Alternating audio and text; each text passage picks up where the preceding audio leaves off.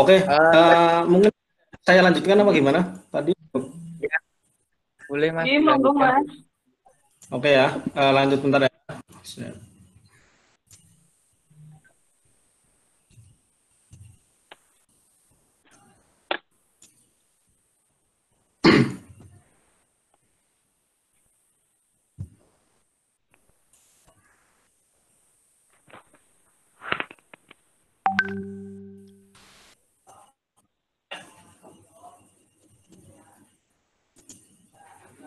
Oke, saya lanjut ya.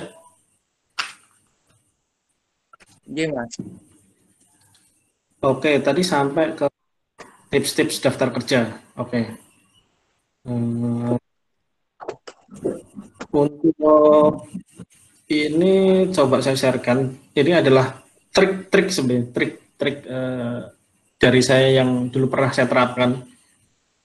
Jadi kenapa di sini saya tulis semester 7 sama semester 8?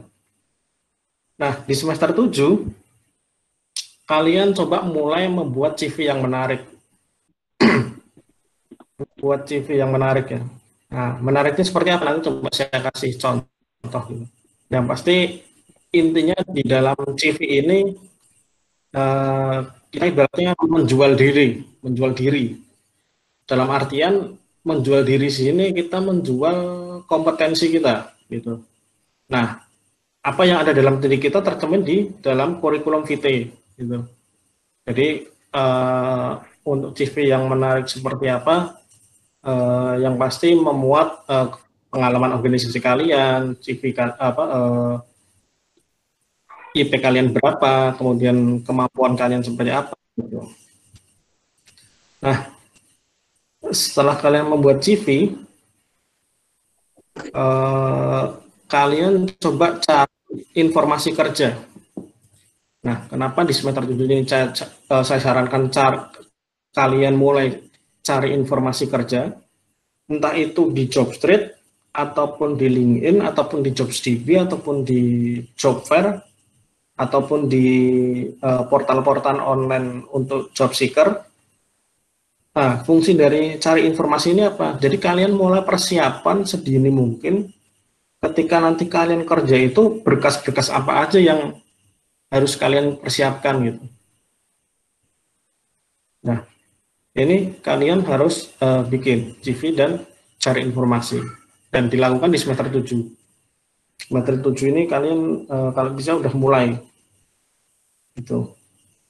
Nah, ketika di semester 7 akhir katakanlah kalian mulai bikin skripsi gitu kan. Kemudian masuk ke semester 8. Nah, di semester 8 kalian mulai datang-datang ke job fair, katakanlah di UNS tuh. UNS sering ada job fair gitu kan, ataupun di UGM ataupun di Undip. Kalian datang aja ke sana gitu. Kalian datang ke sana liatin tuh orang-orang nyari kerja itu persyaratnya apa aja gitu. Pasti biasanya di job fair di stand-stand gitu pihak perusahaan akan memberikan leaflet ataupun selebaran terkait posisi apa yang sedang dibuka di perusahaan tersebut gitu. Nah, nanti kalian ambil tuh, kalian kumpulin. Nah, kalian pelajari persyaratannya itu apa gitu. Nah, setelah masih di semester 8, setelah kalian datang ke job fair sekali atau 2 kali kalian datang, kalian ambil brosurnya, kalian pelajari. Nah, kalian coba iseng aja masukin lamaran kerja gitu. Nah, kalian kan udah punya CV nih, CV udah ada dibikin nih. Nah, kalian masukin nih, coba kalian masukin walaupun kalian masih skripsi, walaupun kalian masih katakanlah magang gitu kan. Coba kalian masukin aja gitu kan. Nah, fungsinya kalian masuk ini sebenarnya kalau saya artikan ini sebagai trial aja. Trial CV kalian ini menarik nggak ketika dimasukkan di di perusahaan ini gitu. Nah, kalau misalkan kalian dipanggil gitu kan, ya udah coba datengin aja gitu. Kalian misalkan dipanggil terus lanjut ke tahap interview, ya udah kalian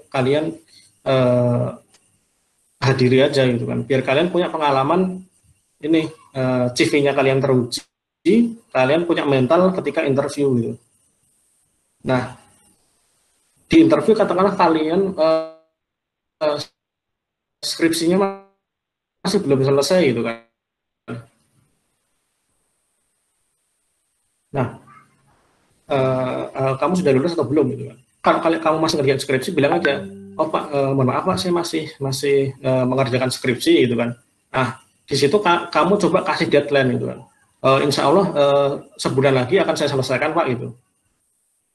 Nah, itu memberikan target ke perusahaan kira-kira kamu bisa joinnya itu kapan gitu kan. Walaupun misalkan satu bulan selesai kamu sidang, oke, kamu udah punya SKL gitu. Nah, SKL ini kamu kasihin ke perusahaan gitu kan. Bilang aja, Pak, untuk ijazah saya belum ada, tapi ini saya udah lulus sidang skripsi, saya ada surat keterangan lulusnya atau SKL gitu kan. Nah, nanti kita tinggal lihat feedback dari perusahaan itu gimana dengan kondisi tersebut. Biasanya kalau dengan kita cuman modal SKL, kita udah lulus, itu kebanyakan diterima karena tinggal nunggu sidang doang gitu kan. Itu. Nah, kalau misalkan kalian nggak ngikuti skema ini ya, misalkan kalian setelah lulus baru bikin CV. Ya kalau misalkan CV-nya menarik, kalau nggak menarik gimana gitu kan. Terus baru cari informasi kerja, baru datang ke job fair, baru masukin lamaran kerja. Nah, kira-kira sebenarnya kalau kalian lulus baru mengerjakan ini, itu sangat ibaratnya wasting time kalau menurut saya. Jadi kalian nggak memanfaatkan waktu di semester 7 sama semester 8 itu, buang-buang waktu gitu ibaratnya. Nah, sebenarnya kalian punya waktu di sini sama di sini, itu dimanfaatkan untuk bikin CV ini. Nah, contoh CV misalkan, nah, saya kasih contoh CV ya. Halo, suaranya masih kedengaran? Masih G. Masih Mas aman. Ya.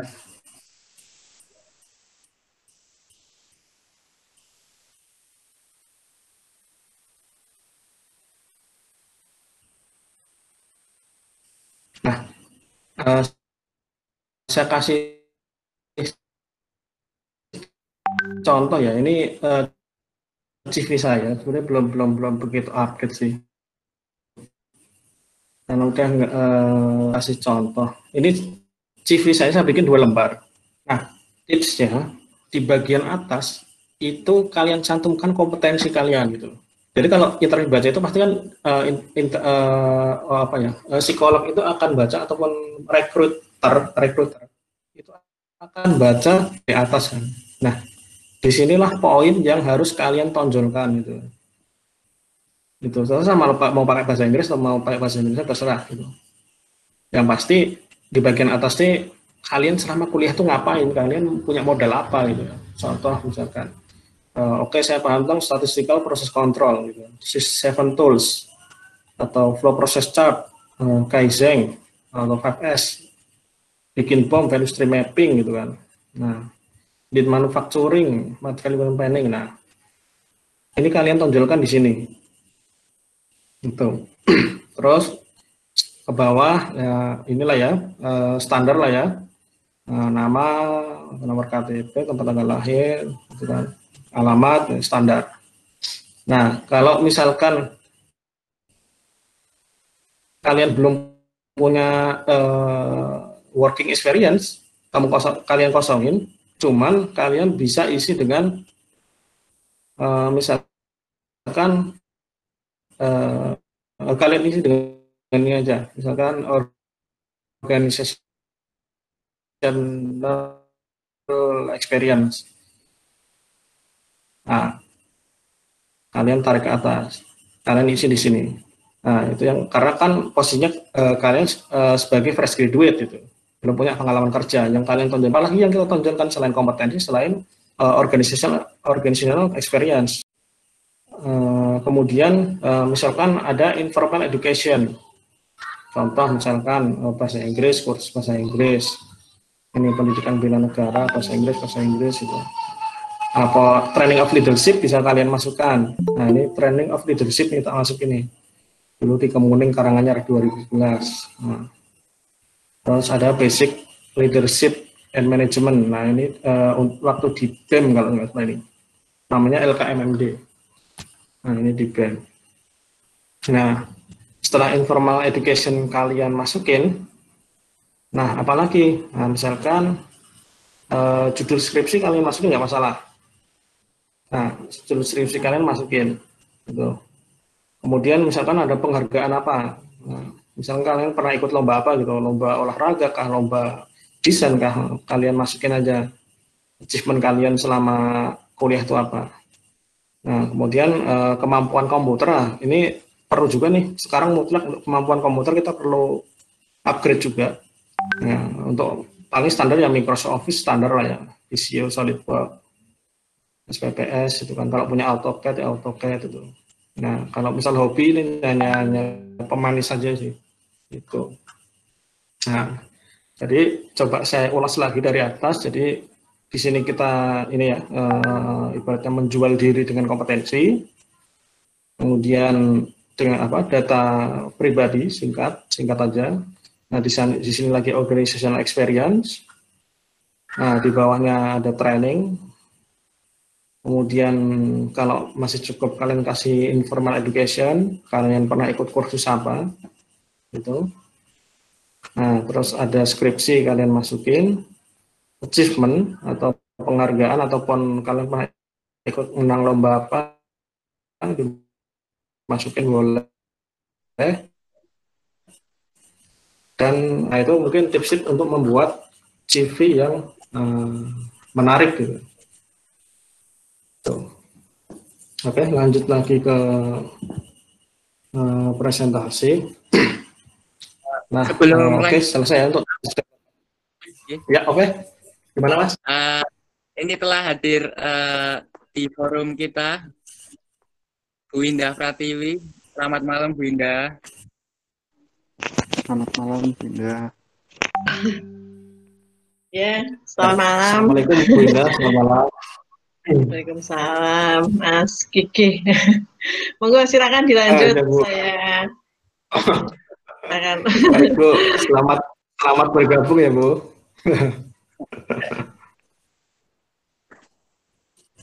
Tadi Bu Mila juga sempat hadir. Nggih. Oh gitu. Ya. Nggih. Oke. Nanti lagi saya kabari Mas. Oke, siap. Nggih, untuk ya, makasih Mas ya. Oke, saya lanjut ya. Oke, terkait ini bukan tipe ya, tes ataupun interview ini. Tes kerja lah intinya. Nah, untuk tes kerja itu apa aja yang perlu teman-teman siapkan gitu kan. Yang pasti kan tadi sudah saya jelaskan ya, kirim CV atau lamaran kerja.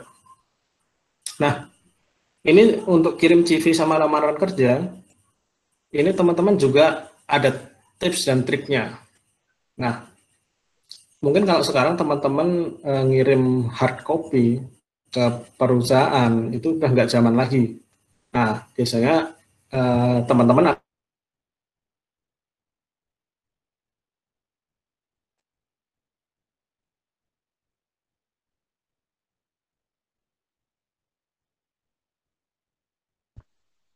Assalamualaikum.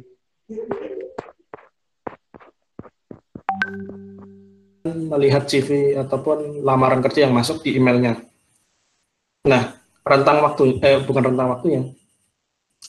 Kalau saran saya, kalian ngirim CV itu sekitaran di jam 7 sampai jam 8 pagi. Nah, itu adalah ibaratnya HRD itu masih fresh gitu, masih ngecek-ngecek. Email masuk gitu kan.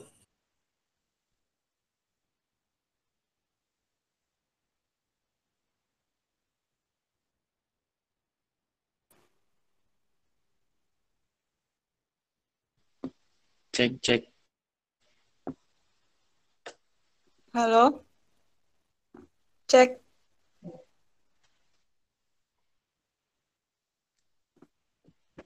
Mas Kiki. Untuk yang sekarang kan sebagai produk kontrol itu sebenarnya skopnya di PPIC. Nah, mungkin untuk menentukan skop kerjaan itu ditentukan oleh eh, hasil psikotes kita ya. Nah, hasil psikotes itu pasti akan mengerucutkan potensi kita itu ada di mana gitu. Nah, saya berpikir kenapa saya dulu masuk di logistik, kemudian sekarang ada di product control yang skupnya masih di inventory dan delivery. Nah, itu adalah salah satu hasil dari psikotes gitu. Jadi itu terbentuk secara sendirinya. Nah, kadang juga untuk posisinya saya juga eh, untuk lingkup PPIC. Kadang saya daftarnya ya di skop PPIC kayak gitu. Itu. Jadi saya lihat juga dari kompetensi sih. Kompetensi saya itu masuknya di mana gitu kan. Katakanlah ada lowongan quality nih. Tapi dulu misalkan mata kuliah pengendalian kualitas saya kurang tertarik nih gitu kan. Oh, berarti passion saya bukan di sana gitu. Itu. Makanya saya daftar di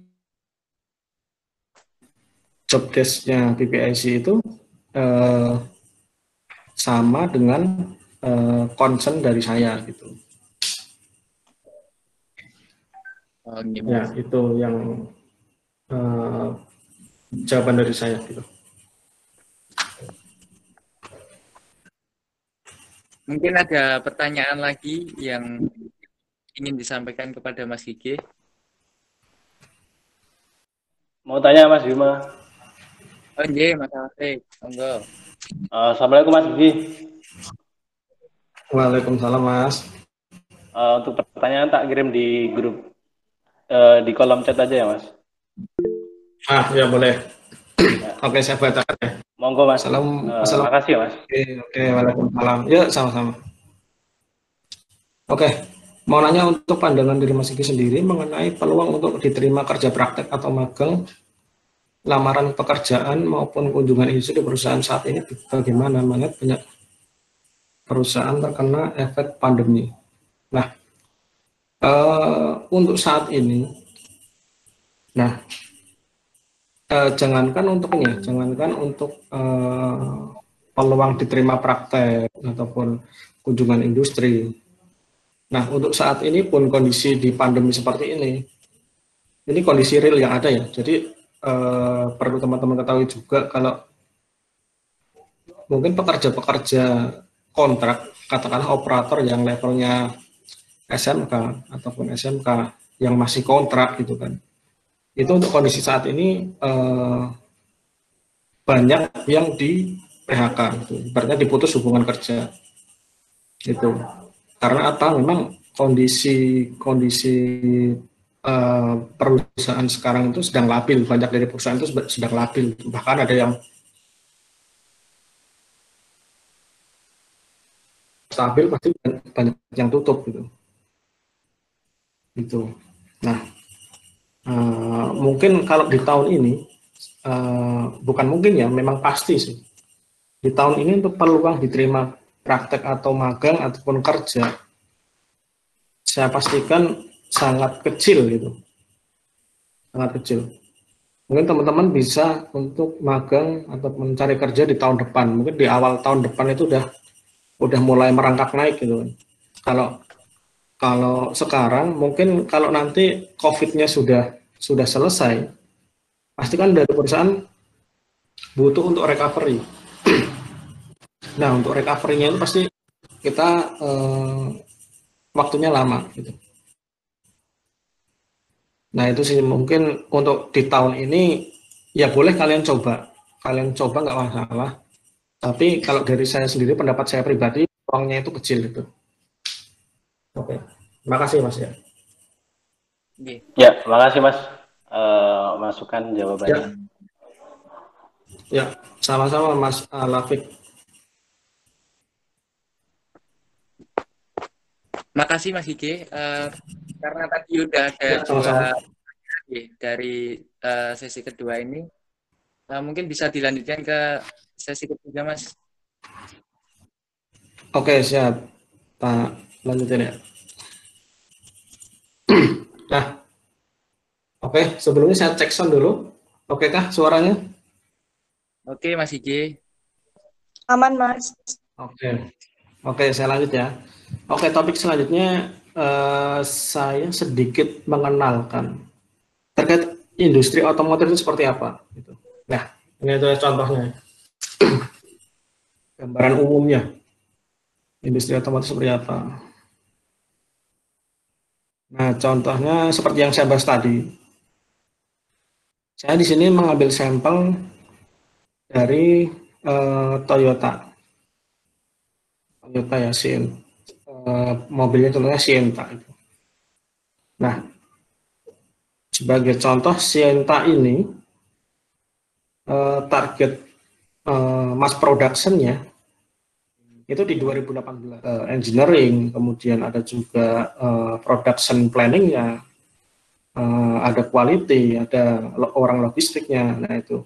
Nah, dari tahun 2015 hingga ke 2018 sampai launching ini mobil, nah itu adalah skupnya dari tim project. Gitu.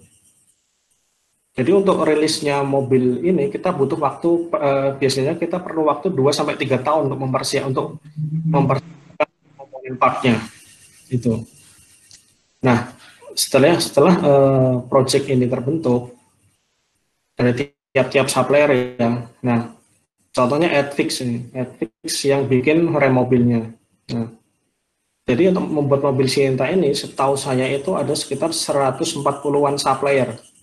Nah, ini gambar di sini hanya contohnya aja. Ada Aisin, Denso yang bikin untuk AC-nya, kayak Shock Decker, IGP untuk rear axle, gitu, Adfix untuk brake sistemnya, gitu. Nah, jadi tiap-tiap tim project perusahaan nanti akan mempersiapkan entah itu drawing, entah itu sampel partnya, entah itu secara kualitinya, entah itu toolingnya seperti apa, skema supply untuk ke Toyotanya seperti apa, packagingnya seperti apa. Nah itu butuh waktu sekitar 2-3 tahun. Nah kenapa industri otomotif membutuhkan waktu yang sangat lama untuk mempersiapkan produk-partnya ini, karena memang kita emang dituntut benar-benar menjaga yang namanya kualitas dari segi produknya. Kemudian yang kedua adalah safety, yang ketiga adalah supplyability. Gitu.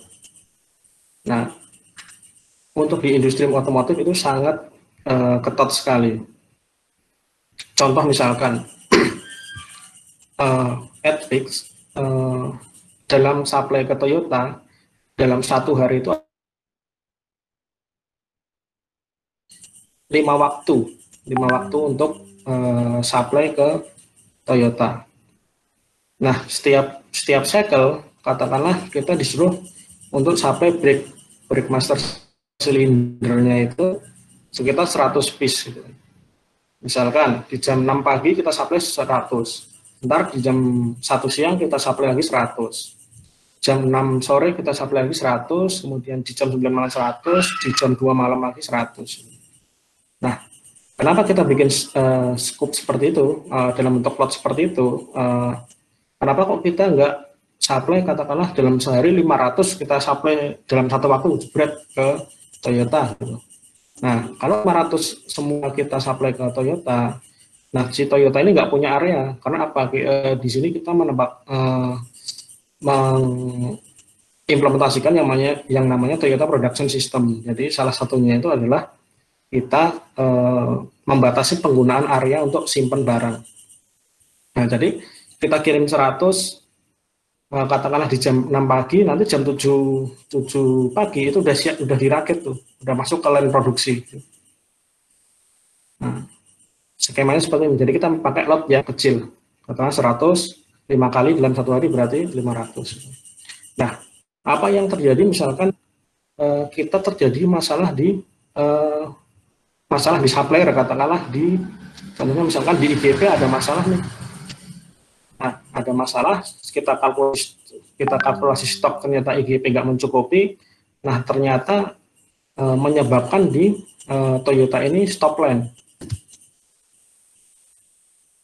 Nah, ada stop line. Nah, kita nanti akan menghitung berapa lama stop line-nya di Toyota.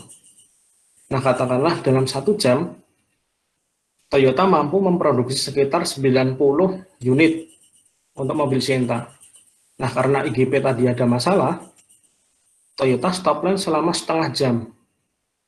Nah, otomatis Toyota akan rugi waktu untuk memproduksi sekitar 45 unit. Nah, kalau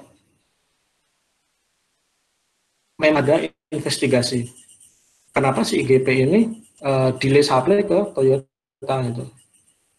Nah, kalau memang ini ada IGP, memang pure itu adalah kesalahan IGP, di dalam agreement antara supplier dan Toyota, supplier harus mengganti kerugian stop line. Nah, katakanlah tadi stop line setengah jam dan Toyota kehilangan 45 unit. Nah, di sini IGP harus membayar sejumlah unit yang rugi. Katakanlah harga Sienta ini katakanlah 200 juta kali 45 unit. Nah, itu udah berapa miliar gitu kan. Nah, itu kenapa kita untuk supplier benar-benar dijaga untuk yang pertama kualitas, yang kedua safety, yang ketiga adalah supplyability itu. Nah, maka dari itu beberapa kali juga Toyota terjadi seperti itu ya, karena ada problem di suppliernya dan secara agreement sih kita juga harus membayar gitu kalau memang secara investigasi pure kesalahan dari supplier gitu. Nah, gimana kalau misalkan ada kesalahan stop line-nya karena ada masalah di Toyota gitu kan. Nah, biasanya kalau misal stop line-nya karena penyebabnya ada di Toyota, kita diminta untuk postpone supplyability atau postpone delivery. Maksudnya postpone di sini adalah delivery-nya ditunda dulu gitu. Katakanlah problem di cycle 1 gitu kan. Oke, nanti PIC dari Toyota akan menghubungi ke tiap-tiap supplier. Oke, nanti di cycle 3 tolong dipospon dulu gitu kan. Nah, nanti untuk delivery-nya itu bakal dipospon gitu. Mulai cycle 3 atau cycle 4 nanti akan ditunda untuk delivery-nya. Nah, Toyota ini nanti selain untuk konsumsi domestik di Indonesia, ini juga akan diekspor ke berbagai negara. Contohnya di Brasil, kemudian di Vietnam, maupun di Thailand gitu kan. Nah, ini contoh Twitternya Sienta ini juga tipe untuk pengiriman ke luar negeri ya. Nah, ada yang namanya CBU. Nah, ini namanya completely built up. Jadi si Toyota akan memproduksi full set ya dalam bentuk mobil, dan itu akan dikirim ke luar negeri. Jadi utuh satu mobil ini. Ini contohnya Fortuner, ini Vios, skema yang namanya CKD atau completely knockdown. Nah, contohnya gini, misalkan ibarat kata ini AdFix ya. Nah, AdFix disuruh ngirim komponen brake system atau untuk komponen partnya, gitu kan, untuk rem mobilnya. Nah, AdFix akan ngirim ke pusat delivery-nya Toyota yang ada di Sunter dalam bentuk box seperti ini. Nah, bentuk box akan dikirim ke Toyota Sunter. Nah, nanti nggak hanya AdFix yang akan kirim ke Toyota Sunter, tapi dari 140-an supplier ini akan kirim ke Toyota Sunter ini. Nah, di Toyota Sunter, komponen-komponen ini tadi, komponen mobil ini yang dalam bentuk box akan dikumpulkan menjadi satu. Dikumpulkan jadi satu, misalnya dalam sebuah carrier gitu ya. Dikumpulkan jadi satu. Nah, nanti dikirim ke negara tujuan yaitu Vietnam. Nah, nanti perakitannya itu ada di Vietnam. Jadi mereka di Vietnam hanya terima partnya aja dari Indonesia. Kemudian perakitannya itu ada di Vietnam. Gitu. Jadi kita ngirim nggak dalam bentuk full set seperti ini, nggak dalam full car seperti ini. Jadi dalam bentuk komponennya. Itu dikirim ke Vietnam dalam bentuk komponen dan dirakit di sana. Banyak negara yang sistemnya seperti ini. Contohnya di Brasil juga seperti ini, CKD. Kemudian Thailand juga ada, Vietnam, Malaysia juga ada. Gitu. Nah, selain konsep ini, saya juga akan menjelaskan terkait service part ya. Nah, salah satunya saya juga concern untuk di job desk saya di perusahaan Ethics, juga concern masalah ini service part. Nah, apa itu service part? Service itu adalah komponen pengganti ya, spare part lah ibaratnya. Contoh misalkan Ibu Indah punya mobil Sienta nih. Nah, Bu Indah pengen ganti kampas remnya gitu. Kampas rem lokal Indonesia untuk Toyota brand itu akan dapat supply dari Toyota Astra Motor. Nah, Toyota Astra Motor itu dapat supply dari mana? Nah, dari suppliernya ini. Jadi untuk spare part lokal, Adfix akan kirim komponen ke Toyota Astra Motor. Nah, Toyota Astra Motor akan supply ke dealer-dealer, entah itu dealer ada yang di Jayapura, di Ambon, di Sulawesi, di Balikpapan gitu kan. Nah, ini untuk lokal Indonesia dipegang oleh Toyota Astra Motor untuk spare part-nya. Nah, bagaimana untuk pasar market global gitu kan? Market global kayak Toyota brand akan dikirim ke Toyota Sunter tadi yang seperti nah di sana ada tempat khusus untuk service part-nya. Gitu. Nah, perlu teman-teman ketahui untuk service part ini setelah mobil itu run out di sini yang diistilahkan seperti ini. Contohnya Sienta itu mass production atau diproduksi massal di tahun 2020. Nah, ternyata di tahun 2025 itu Sienta ini udah nggak produksi atau istilahnya adalah run out model, run out ini. Nah, di 2025 nggak produksi lagi gitu. Nah, untuk service part-nya atau spare part-nya si supplier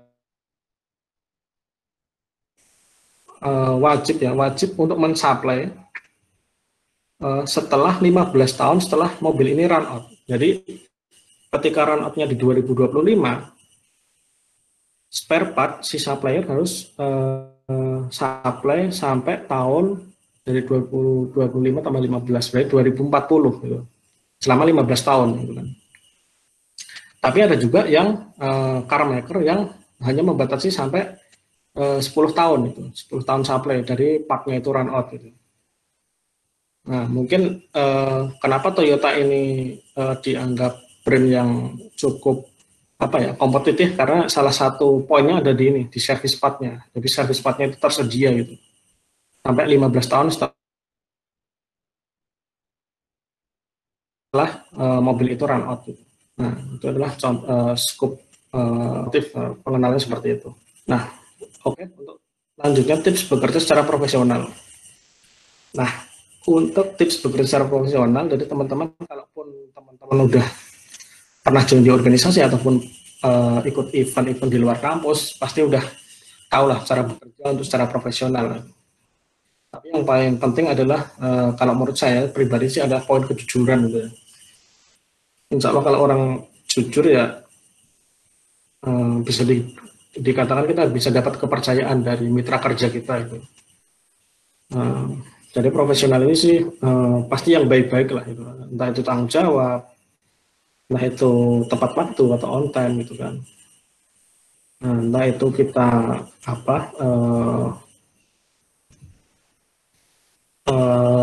tanggung jawab dalam pekerjaan gitu. Entah itu dalam janji. Nah, itu pasti teman-teman akan dapatkan di organisasi, bisa kalian pelajari entah itu di organisasi atau di event luar itu. Nah, untuk saran kegiatan yang dilakukan selama COVID. Selama COVID ini, kalau dari saran saya pribadi yang saya lakukan ya, nah, saya beberapa kali lihat webinar yang ada di YouTube. Ini contohnya ini ya, ini saya kemarin sih lihat di Expert Club Indonesia, ACI.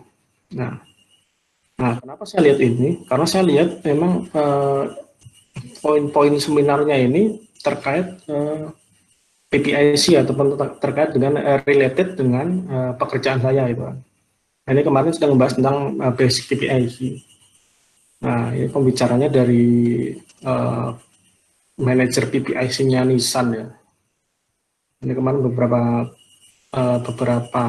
topik yang dibahas itu kan, baik itu terkait dengan lean manufacturing, terkait logistik, terkait planning gitu kan.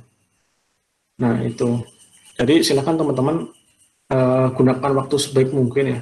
Sekarang kan banyak banget yang ada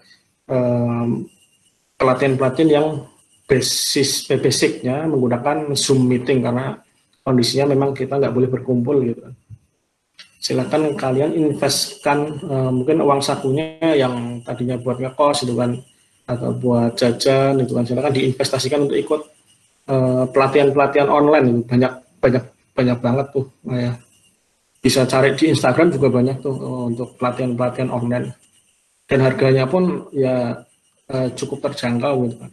Ya kemarin saya lihat sih untuk mahasiswa 150.000 gitu ya, dalam 1 bulan misalkan dapat satu pelatihan kan cukup bagus lah nanti buat model untuk di CV-nya ataupun model untuk ketika interview gitu kan. Jadi kita punya nilai jual yang lebih gitu. Ya mungkin cukup itu yang saya sampaikan. Sebelumnya mohon maaf ya kalau misalkan tadi ada beberapa kali trouble. Nah mungkin ada pertanyaan mungkin dari beberapa topik tadi. Saya persilahkan, saya kembalikan ke moderator. Nah, oke, baik. Itu tadi 3 materi terakhir dari Mas Gigi. Mungkin dari teman-teman yang mau bertanya untuk 3 materi terakhir, yuk silahkan. Oke, Mas Gigi. Halo. Ya, oke. Ini Gimana? ada pertanyaan dari Mas Yugo. Mau tanya Mas, bagaimana cara menerapkan kreatif dan inovatif dalam dunia dan dunia kerja, atau lebih gampangnya menerapkan kerja cerdas? Monggo Mas, bisa dijawab terlebih dahulu. Oke, coba saya jawab ya. Jadi menerapkan sifat kreatif ya dan inovatif. Sebenarnya banyak cara ya untuk menjadikan kita kreatif ataupun inovatif. Bisa kita awali dari yang pertama sih, saya bisa katakan dari lingkungan kita dulu. Katakanlah contohnya gini, si Mas Yugo ini misalkan lingkungannya adalah lingkungan orang-orang yang suka kompetisi gitu kan, suka kompetisi. Nah di situ kan pasti bakalan ada rasa ingin ikut kompetisi gitu. Nah ketika kita ikut kompetisi, kita akan diberikan tantangan untuk misalkan membahas suatu hal atau membuat suatu improvement suatu gitu kan. Nah di situ kan kita bisa kita harus memutar otak gitu. Misalnya kita dapat permasalahan A, kita cari problem solvingnya itu apa gitu. Nah di situ ketika lingkungan kita itu orang-orang kompetitif, ya pasti kita bakalan ikut menjadi orang kompetitif itu kan. Jadi kalau bisa cari lingkungan pertemanan yang ibarat kata menguntungkan buat kita. Nah itu yang pertama terkait lingkungan. Yang kedua dari segi organisasi juga menunjang untuk kita kreatif gitu kan. Berpikir kreatif, katakanlah dalam berorganisasi, katakanlah kalian menjadi panitia tol gitu kan. Panitia tol, ternyata acara tol kalian itu bertepatan dengan musim hujan gitu. Nah kalian kan udah nangkep nih, wah ini prediksinya nanti tol bakal hujan nih gitu. Nah gimana kita mensiasati, kita punya tempat di lapangan tapi kondisinya hujan nih, kita mensiasatinya gimana gitu kan. Nah di situ kita punya masalah dan di itu kita dituntut untuk mencari problem solvingnya gitu. Katakanlah kita berarti kita harus punya plan B itu. Plan B-nya apa? Kita cari apakah di sekitaran lapangan ada katakanlah sekolahan atau enggak yang bisa kita sewa gitu, sebagai plan B-nya gitu.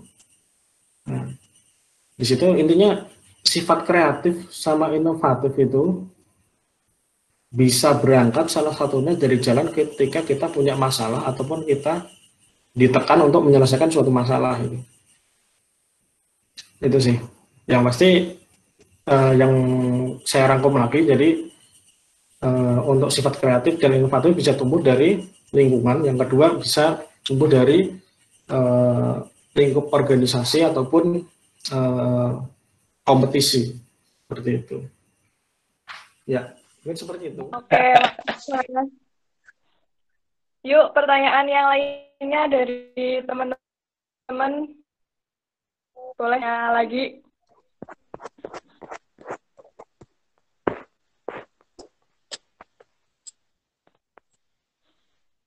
Mas Rosid, Mas Abi, Mas Martin, Mas Haji,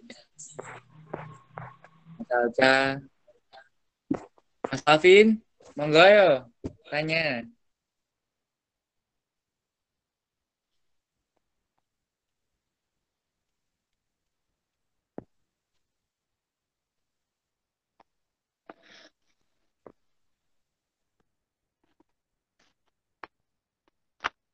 Halo, halo.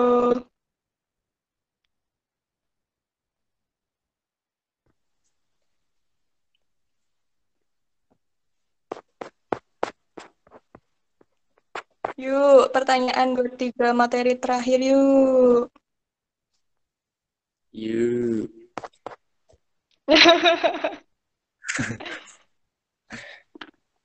Mungkin ada yang ingin tanya tentang otomotif tadi. Materi otomotif. Atau tentang materi-materi yang sebelumnya. Yang masih mengganjal di hati. Asik.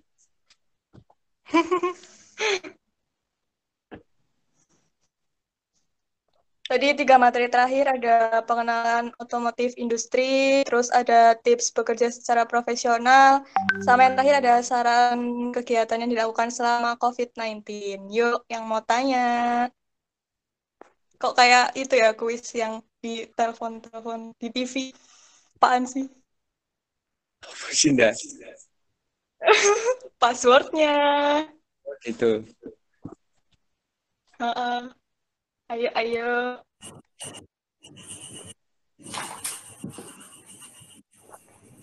Cek, cek. Ya, Mas, monggo. Gimana?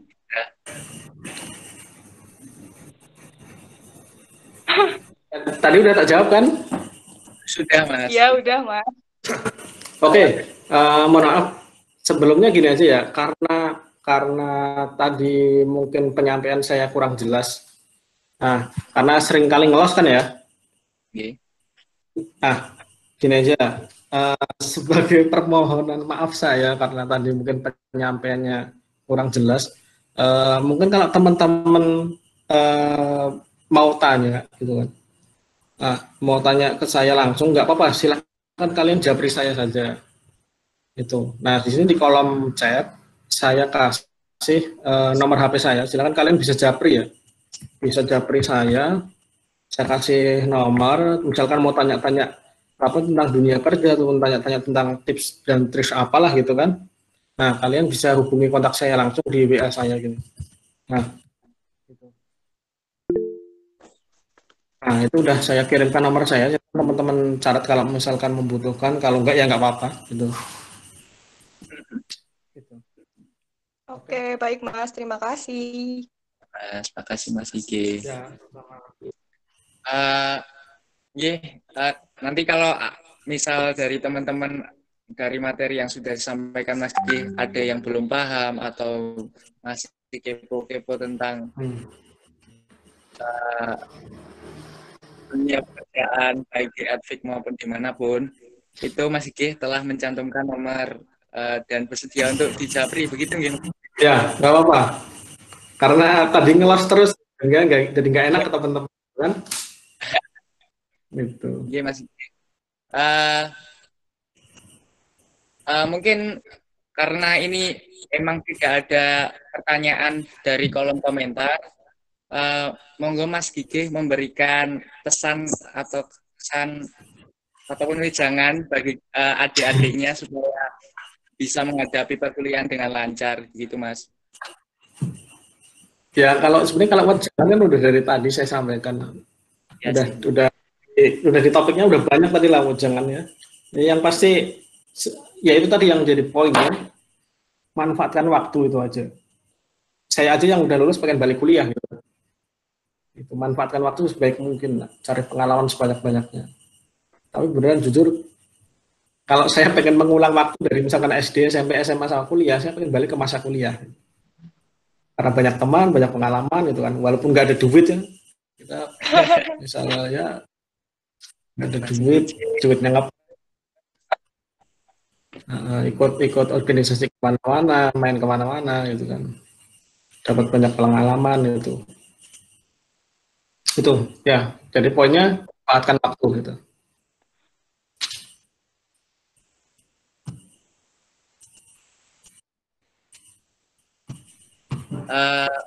Karena materi sudah disampaikan semua dan dari peserta tidak ada pertanyaan tambahan, maka acara yang selanjutnya adalah penutupan. Jadi pesan dari Mas Gigi, manfaatkan waktu sebaik mungkin, on time gitu ya Mas Gigi ya.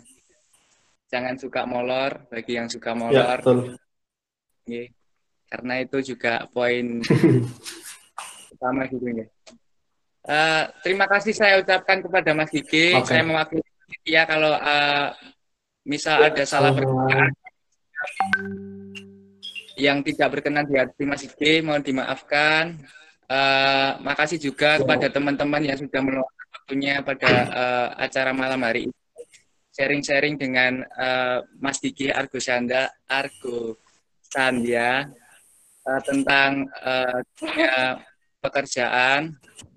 Saya sendiri Yumas Diaji dan partner saya Ananda Putri Izati. Kalau ada salah mohon dimaafkan.